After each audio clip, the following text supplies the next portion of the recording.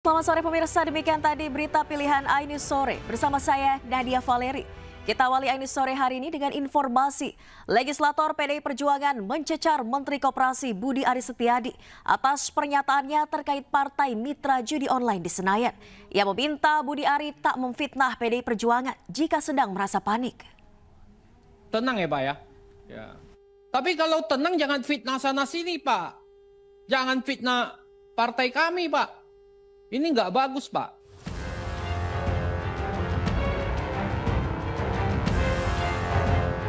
Anggota Komisi 6 DPR RI fraksi PDI Perjuangan Darmadi Duryanto mencecar Menteri Koperasi Budi Aris Setiadi di tengah rapat kerja Komisi 6 dan Kementerian Koperasi di Kompleks Parlemen Senayan, Jakarta, Senin siang. Darmadi meminta Budi Ari tak memfitnah partainya sebagai mitra judi online. Mulanya Darmadi menyinggung perkembangan koperasi Desa Merah Putih dan meminta Budi Ari untuk tidak panik dalam pengembangannya. Seiring dengan target pembangunan 80.000 koperasi Desa Merah Putih di Indonesia. Ia lalu meminta Budi Ari tidak menyerang pihak manapun jika merasa tidak tenang. Nah, saya minta Bapak jangan panik mengejar 80.000 ini. Jangan panik. Jangan kemudian karena kepanikan Bapak lari kemana-mana. Apalagi Bapak sekarang juga lagi nggak tenang pikirannya kan. Ya, diserang sana sini. Betul kan Pak? Tenang ya Pak ya. Tapi kalau tenang jangan fitnah sana sini Pak. Jangan fitnah partai kami Pak. Ini nggak bagus Pak. Gitu. Sebelumnya, Menteri Koperasi sekaligus mantan Menteri Komunikasi dan Informatika Budi Aris Setiadi menyebut ada partai politik yang diduga menjadi mitra para bandar judi online. Hal tersebut disampaikan Budi saat membantah tudingan keterlibatannya dalam kasus suap terkait perlindungan situs-situs judi online saat menjabat sebagai Menteri Kominfo. Tim Liputan iNews melaporkan. Sebelumnya pemirsa, mantan Menkominfo Budi Aris Setiadi disebut-sebut terima komisi 50% dalam praktik website judi online. Namanya muncul dalam dakwaan jaksa di sidang kasus judi online Kemenkom DG. Gusti Allah boten sare. Nama Budi Aris Setiadi disebut-sebut dalam dakwaan jaksa penuntut umum di sidang kasus dugaan judi online di Pengadilan Negeri Jakarta Selatan Rabu 14 Mei 2025. Dalam dakwaan jaksa, Budi Ari diduga menerima sebesar 50% dari seluruh website judi online yang dijaga. Uang ini untuk memastikan agar laman ilegalnya tidak diblokir oleh Kemenkom DG yang saat itu dipimpin oleh Budi Aris Setiadi. Tetapi sekali lagi bahwa penuntut umum dalam surat dakwaannya itu ya bahwa ada pihak-pihak yang disebut di situ, tentu itu didasarkan pada adanya fakta itu di dalam berkas perkara. Sebelumnya, Budi Ari pernah diperiksa Barreskrim Polri pada 19 Desember 2024 yang lalu. Budi diperiksa sebagai saksi dan meminta semua pihak untuk berhenti memfitnah bahwa ia bersalah.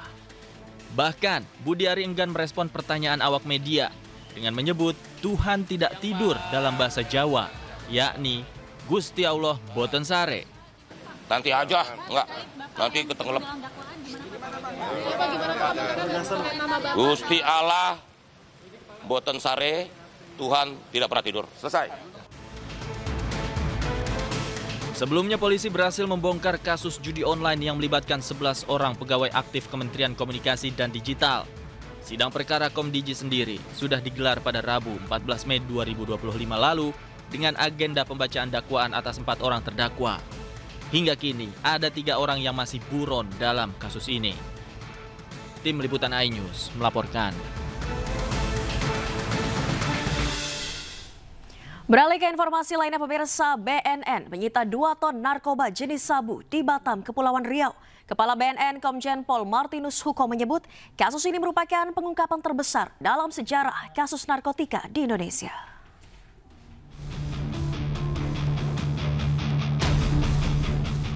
BNN bersama tim gabungan dari TNI Angkatan Laut dan Bea Cukai menggagalkan penyelundupan narkotika jenis sabu seberat 2 ton di perairan Tanjung Balai Karimun, Batam, Kepulauan Riau. Dalam operasi ini, petugas menyita barang bukti dari kapal KMMT Sea Dragon Tarawa. Dalam penggerebekan tersebut, petugas menemukan lebih dari 60 kotak kardus berisi sabu yang disimpan di lambung kapal. Kapal tersebut kemudian dibawa ke dermaga Bea Cukai Tanjung Uncang, Batam untuk pemeriksaan lebih lanjut. Kepala BNN Komjen Pol Martinus Hukum memimpin langsung perhitungan barang bukti dan memastikan bahwa ini merupakan salah satu pengungkapan terbesar dalam sejarah kasus narkotika di Indonesia. Narkotika jenis sabu seberat kurang lebih 2 ton. Berdasarkan data pengungkapan kasus narkotika, bahwa hasil pengungkapan kasus penyelundupan narkotika jenis sabu seberat kurang lebih 2 ton yang kita saksikan hari ini merupakan pengungkapan terbesar dalam sejarah pemberantasan narkotika di Indonesia. Selain barang bukti, petugas juga menangkap 6 orang yang diduga terlibat dalam penyelundupan ini. 2 diantaranya merupakan warga negara Thailand, sementara 4 lainnya merupakan warga negara Indonesia. Ya pemirsa, penyelundupan 2 ton sabu asal Thailand digagalkan tim gabungan di Kepulauan Riau. Petugas menangkap 6 tersangka meliputi 4 WNI serta 2 warga negara Thailand. Kapal yang diduga target menghentikan mesinnya. Berdawat.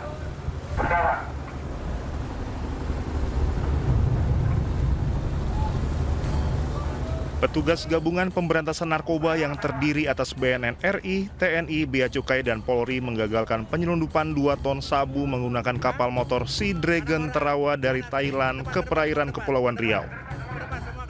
Tim gabungan menghentikan kapal motor Sea Dragon Tarawa di tengah laut karena diduga sebagai target operasi. Saat menggeledah kapal ini, petugas pun menemukan barang bukti narkoba senilai hampir 2 ton di area mesin kapal dan kompartemen depan.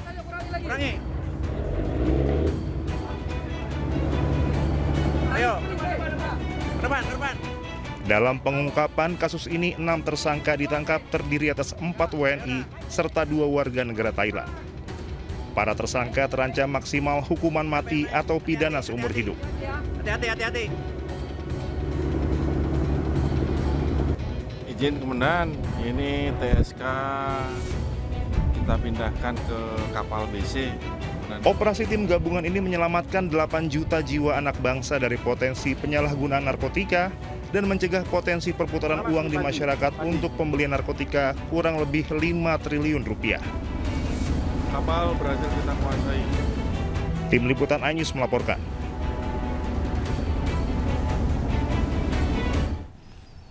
Kita ke kasus lainnya pemirsa, Polda Metro Jaya menangkap 3.599 preman di wilayah Jakarta. Mereka terlibat berbagai aksi kriminal dan premanisme.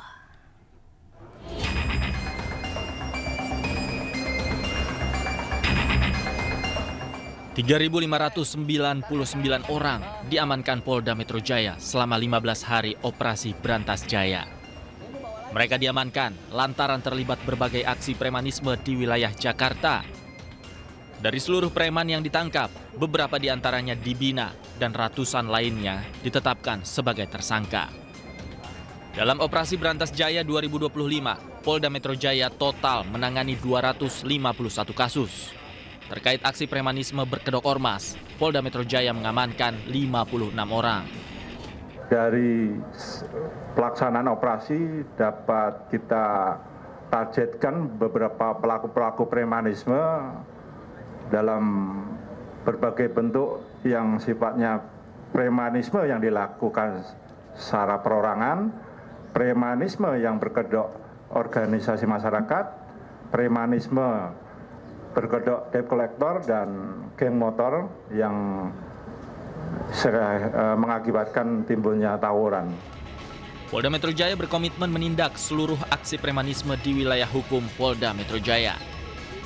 Dari Jakarta, Helmi Sajangbati, iNews melaporkan. Pemirsa, Ketua DPR RI Puan Maharani meminta pemerintah membubarkan ormas yang mengganggu ketertiban. Imbas dari kasus ormas Grip Jaya yang sempat menduduki lahan milik BMKG di wilayah Tangerang Selatan. Bagaimana mungkin Ibu melihat ormas ini? Apakah mungkin RUU ormas didorong gitu? Terus yang kedua soal usulan RUU ASN kan 70 tahun. Nah ini pandangan dari DPR RI seperti apa gitu? Terkait ormas, kami minta pemerintah menindak tegas ormas-ormas yang mengganggu ketertiban, ya, apalagi kemudian meresahkan masyarakat, dan mengevaluasi keterlibatan ormas-ormas yang kemudian berbau premanisme. Ya, kalau memang kemudian itu berbau premanisme, yang segera bubarkan. Jangan sampai kemudian negara kalah dengan aksi-aksi premanisme, yaitu jadi segera para penegak hukum melakukan evaluasi.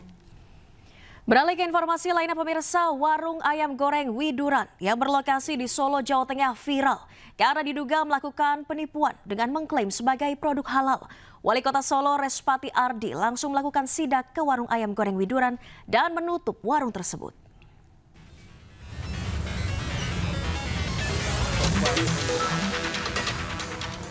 Wali Kota Solo Respati Ardi melakukan inspeksi mendadak ke rumah makan legendaris ayam goreng Widuran di Jalan Sultan Syahrir, Solo, Jawa Tengah. Sidak dilakukan setelah rumah makan yang berdiri sejak 1973 ini menjadi sorotan publik karena menggunakan bahan non-halal dalam penyajiannya tanpa mencantumkan label secara eksplisit. Namun saat sidak berlangsung, pemilik ayam goreng Widuran tidak berada di tempat.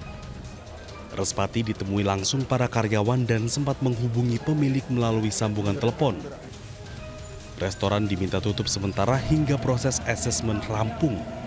Ya, tentu ini sudah 50 tahun, ini saya cukup kecewa, dan ini untuk menjaga kerukunan umat beragama, satu, kedua perlindungan konsumen, itu yang paling penting.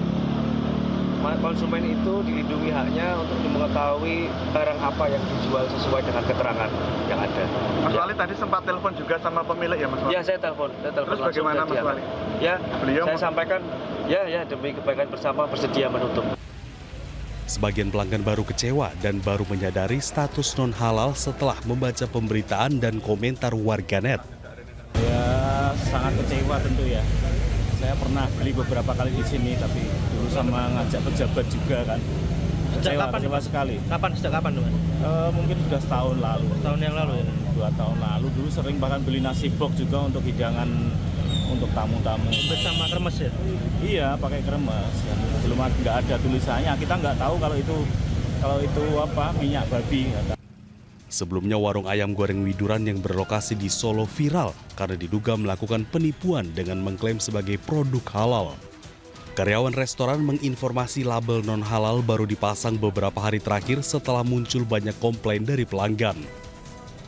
Dari Solo, Jawa Tengah, Septiantoro, iNews melaporkan. Dan pemirsa, untuk mengetahui informasi selengkapnya, kami telah terhubung dengan rekan Septiantoro di Solo, Jawa Tengah. Selamat sore, Septi. Apakah masih ada aktivitas di lokasi tersebut? Selamat sore, Valeri. Tepatnya saya saat ini berada di Jalan Sultan Syahrir ya, di rumah makan legendaris Widuran yang saat ini sudah disegel oleh Wali Kota Solo karena disinyalir di warung ini ramai diberitakan dan membuat heboh juga bagi warga Solo dan sekitarnya karena menggunakan bahan yang non-halal seperti itu. Jadi menggunakan bahan non-halal juga tidak menggunakan label yang halal. Untuk itu tadi sekitar jam 9 oleh Wali Kota Solo Respati Ardi, warung legendaris ini ditutup karena belum untuk mengetahui kepastiannya. Wali Kota Solo tadi bergerak secara langsung karena mendapat aduan dari masyarakat Kota Solo karena mereka mengaku sudah resah dengan kejadian ini. Selanjutnya setelah ditutup saat ini tidak ada aktivitas ya, tampak di belakang hanya ada beberapa petugas yang ada di sana, kemudian hanya ada petugas parkir yang ada di depan toko ayam Widuran ini. Saat ini kita di Wali Kota Solo sedang menunggu asesmen dari Kemenak dan BPOM untuk kelanjutan seperti apa, apakah akan melabeli toko ini menjadi toko yang halal ataupun warung yang non halal, seperti itu Valeri. Baik, terima kasih Septiantoro melaporkan langsung dari Solo, Jawa Tengah. Selamat bertugas kembali Septi, selamat sore.